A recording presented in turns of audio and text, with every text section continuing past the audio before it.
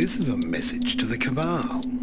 You people who fly your jets to depraved parties and plan your next move with your power-hungry associates. You're not going to hear this message from your friends and employees because they won't want to jeopardise their income and standing. You're not going to hear this from your enemies because they only want one thing, your destruction. You're going to hear it from me though, because I live in God's creation, and one thing I know He wants is for as many souls to join Him in heaven as possible, and that includes you. It's something you should be grateful for at least two reasons. One, heaven is far more beautiful than anything you've ever experienced or can imagine. And two, the future the one you serve has planned for you is far worse than you can imagine. You are going to be betrayed. First things first, the proof. We all want proof of God, so here it is. Take a look at these people and note the state of their corpse and how many years they've been dead. None of these have been embalmed, and many have had doctors inspect them who have no relationship with the church, many of them atheists. They have all verified the undecayed flesh, organs and flowing blood. None of them can explain it. God was very impressed with these people, which should reveal what impresses God. This is God's proof that He's not only real, but has far more power than we can begin to imagine. And He wants you, the cabal, to join Him in heaven. Of course, this is within your power whilst you're alive. Once you die though, there's no more options available to you. And the worst part, life after death is far more real than the life you lead here. Here's what's waiting for you. Put the blood pressure cuff on me or anything, so nobody was examining me, but the fact of the matter was, it's a ridiculous argument. I was dying, as much as anybody can be dying in that state. Mm-hmm. So you go into unconsciousness, yeah. And then what? The shock of your life. To my complete surprise, I was standing next to the bed that I had been lying in, and there's my wife, and I'm standing up, and I know the situation. I'm completely clear about my problem, and I know I have to have surgery, and that I'm sick, and I have a perforated duodenum and all that stuff. But I feel pretty good. Matter of fact, parts of me feel quite good, better than they've ever felt in my life, really alive. And I try to communicate with my wife, who it appeared to me was ignoring me. You were next to her? I was on the other side of the bed from her. Okay.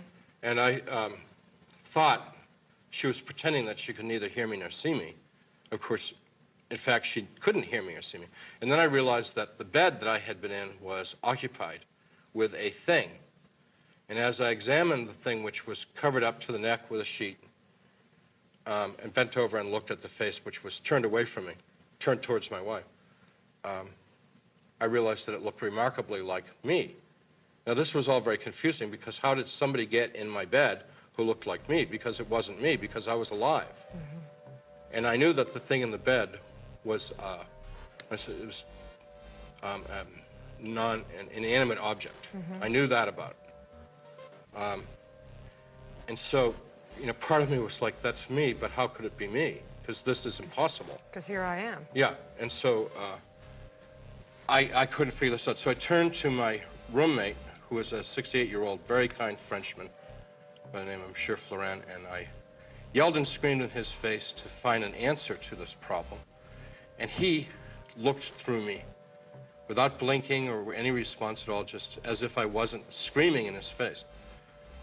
Now, I didn't know why my wife would ignore me, but I couldn't figure out why Monsieur Florent would ignore me. And so I heard people outside the room calling me by name. And so I went over to the doorway of the room, and I said, are you from the doctor? I'm really sick. I have to have surgery. You know, I've been waiting a long time. I'm really in bad shape.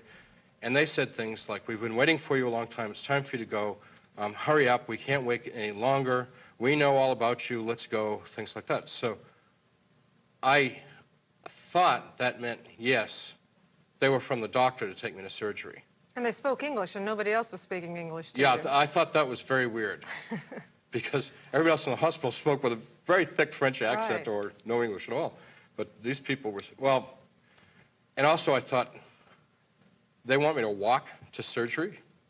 You know, but after what I'd experienced in this hospital, well, okay, it's, you know, it's the way they do things here. So I left the room, and when I left the room, I had a really bad feeling about leaving the room, because the room was bright and clear and light.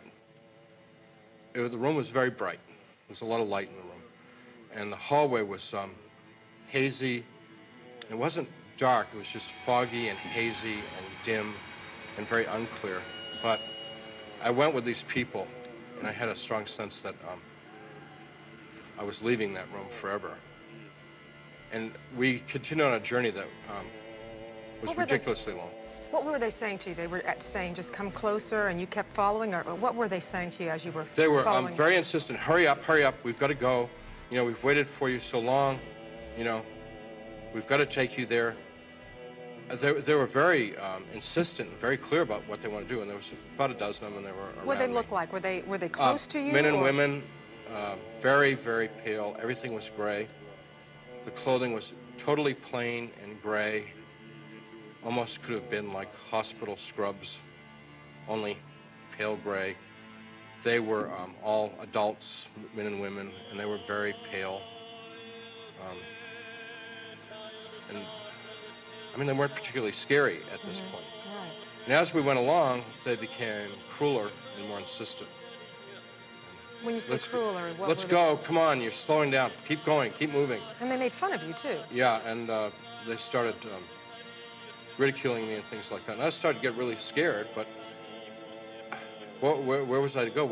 We were in this endless space, moving along, and I didn't know where we were going, and I'm beginning to realize that this is not going to work out good. This isn't the hospital. They aren't from a doctor. I mean, I'm beginning, this all dawning on me that something's going very wrong here, but there's nothing for me to do. So finally, we're in real darkness now, and I said to him, I'm not going any further, which was a bluff because I had no sense of orientation which way to go. And they said, well, you're almost there, and they started to push and pull at me, and I tried to defend myself. And although I just had the worst day of my life and had been dying, I felt very strong. I wasn't the least bit tired. But the fight was, the sensations of the fight were just like if it had happened in this world. You know, when I hit them, I felt it. When they harmed me, I felt it. But they had no sensation. No matter what I did to them, it had no effect on them. And the whole time they were hitting you, and I know earlier they were heckling and saying, "Oh, he hears us." They were making fun of you because your gown didn't cover your entire body, and making fun of that. And at this point, what were they saying to you? They were screaming obscenities at you, or? Yeah, and laughing a lot. There was a lot of laughter, and you know, it's really hard for me to talk about this, but you know, it's like he really hates this, as someone was gouging me in the eye.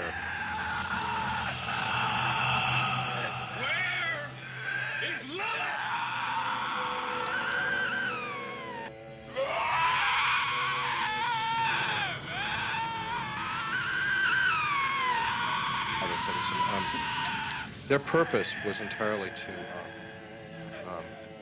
humiliate me, not to destroy me, but to humiliate me in the biting and scratching and, you know, violating me in all kinds of ways. And you wrote in the book that when they actually came in physical contact with you, even though you had seen what appeared to be clothing on them, you didn't feel any clothing at that point. Right. And that they were like humans, but they had what? Describe what they their looked like. nails seemed very harsh and sharp, and a lot of them were biting me, and I've not been bit a lot in my life, but they seemed to have exceptionally sharp, jagged teeth as they were biting and gnawing on me. They're just ripping your flesh from your body, ripping it apart? Well, if they'd really wanted to do that, they could have had done with me in a few minutes. Right. No, they wanted to torment me And so what they were doing was really simple. They were trying to inflict pain. And it was clear to me that these people had no, what we would think of as compassion, no love, no human sensation of their own. So what they were doing was they were feeding off my pain, if that makes any sense, that gave them... pleasure. It gave them some kind of pleasure to get as much pain out of me as possible. And so they were trying to prolong that as much as possible. How would you describe that kind of pain? You went through excruciating pain in the hospital, obviously. Yeah. Was it 10 times worse than that, or? It was much worse physically, but what hurt more about it was them doing it to me. You know, as a human being and as a man, and they did a lot of unspeakable things to me, sure. which are just. How could someone do this to you? That's what hurt more. Their utter lack of any interest in me other than to hurt me is what really hurt, more than the physical pain. And this just went on and on and on and on and on. I don't ever think about it, because if I even get close to it, I get really upset. So, and there are certain things in the world that I don't like because they remind me of it. Those demons exist and can't wait to attack your soul. While you're alive, they'll play nice. Once you're in hell, you're going to wish you'd never been born. Now here are some bits of bad news for you. One is we know who you are, and no matter what, we're not going to let you enjoy whatever dystopian agenda you're rolling out. You've only got yourselves to blame for this. You've left us with no choice. Here's why. It's become clear that you control everything, albeit tenuously. It's become clear you're transferring wealth from everyone to yourselves. There's a lot of well-off, wonderful people who are furious they're being cast in the same group as you. Many of them probably despise you, and they know this agenda you're trying to roll out is not going to work out well. So they want you gone too. And they have resources. They also value their eternal souls and want a future of immense possibilities, not one of eternal torment. It's become clear that you've bought enough politicians, police and judges to prevent any justice from occurring. It's become clear to millions and millions of smart, honest, loving people that you are only going to become more dangerous.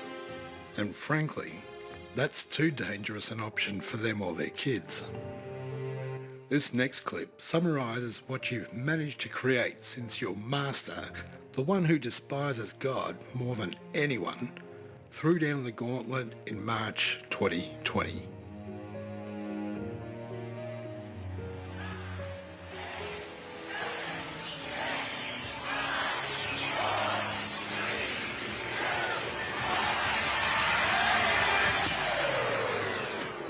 Breaking news, the president declaring a national emergency. The new stay-at-home order. We will shut you down. Don't think you can get on a plane or a train. This is a pandemic of the unvaccinated. And we will take you to jail. We've got to get them vaccinated. Or we will keep you in a facility longer. As the world was descending into synchronized tyranny, I began to ask myself, how did they get everyone to go along with this? Oh, it feels so good. I know. Obsessed with finding the answer, I began studying every moment in recorded history where masses of people acted against their own self-interest. The only mechanism that could explain what was happening in society, screw your freedom, you're a schmuck, was what is usually referred to as mass formation. Here we are now with an economy in crisis, but with an incredible opportunity. Unprecedented opportunity. For a reset. Your Royal Highnesses, distinguished heads of state and government, the future is built by us. We need a great reset. When they say, you'll be happy, what they mean is, you'll be enslaved. Today, We have the technology to hack human beings on a massive scale. Who masters those technologies will be the master of the world. Those who control the data control the future, not just of humanity, but the future of life itself. Every aspect of our life has been infiltrated by people that do not have our best interests at heart. There are forces using fear and isolation to induce mass psychosis. I don't want you to be hopeful. Environmental doom. Fires. I want you to panic. Storms. It will kill your children. I want you to feel the fear I feel every day. People are starting to wake up. They're starting to wake across the world. I'm seeing people come together from all walks of life, finally saying enough is enough. We didn't come here for no reason. We have a voice, and we're here to share it. We have to be the solution. We cannot rely on the media, the president, or whoever to fix these problems. I would rather pick up cans on the side of the highway than to live out of alignment with my truth. We're all being driven back to the dream. As you see in the audience, Democrats, Republicans, white, black, everyone all in between, this is the example that they do not want to see, but they have no choice. The masses of humanity have been slapped awake. Open your eyes. It's time to wake up.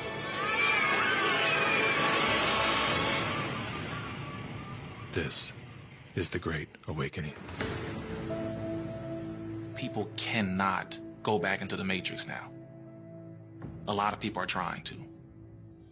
They can't. So understand this. We're going to know you by your works. When you push inclusion but show division instead of people working together, we know inclusion is not what you're after.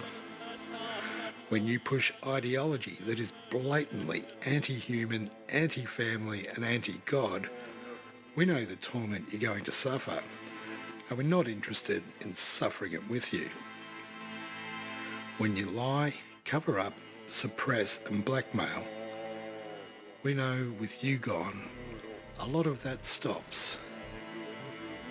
So, think about the eternity you will end up enduring.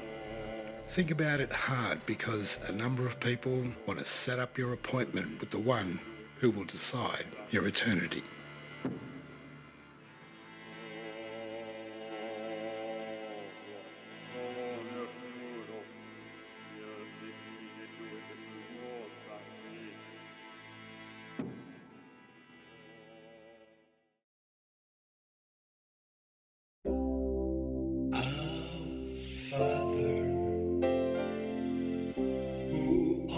In heaven, hallowed be thy name.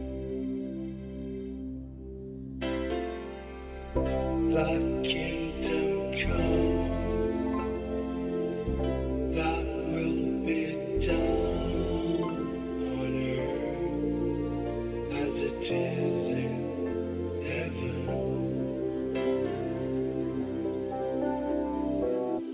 Give us this day our daily bread, and forgive us our trespasses,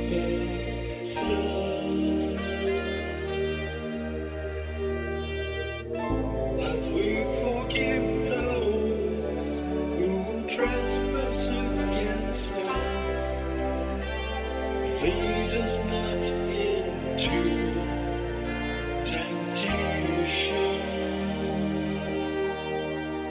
temptation.